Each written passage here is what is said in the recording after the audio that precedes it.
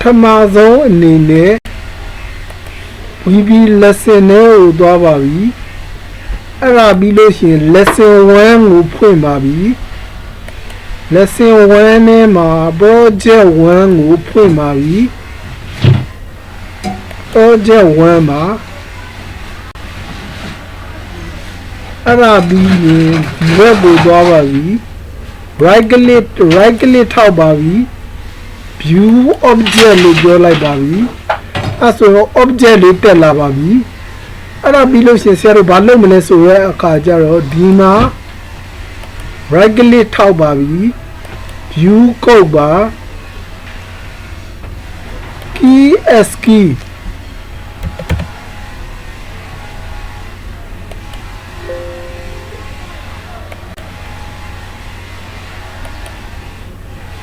definition ကြည့်ပါပြီ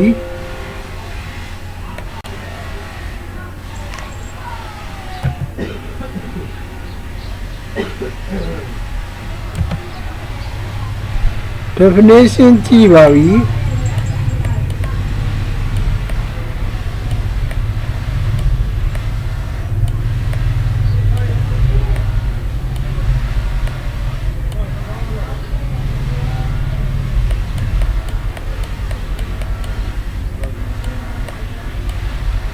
key code ကိုစပါ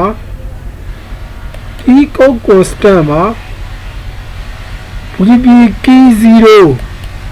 0 key ကဘယ်လောက်တုံးဆိုတဲ့အခါကျတော့48ပါ0 key ကဘယ်လောက်တုံးဆိုတော့48ပါ48ဆိုတဲ့အတွက်ကြောင့်ဒီမှာ48လို့ပြောလိုက်ပါပြီ0က48ဖြစ်တဲ့အတွက်ကြောင့်ဒီမှာ run ကြည့်ပါပြီ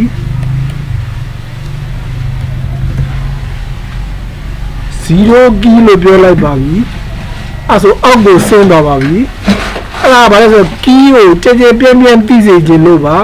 ဘာသိပြီလဲဆိုရဲအခါကျတော့ key press TV key up TV key down TV key ကိုတစ်ခုချင်းစီလဲကြည့်လို့ရပါတယ်ကြဲပြင်းသိအောင်လို့ပြောပြလိုက်တာပါဟုတ်လား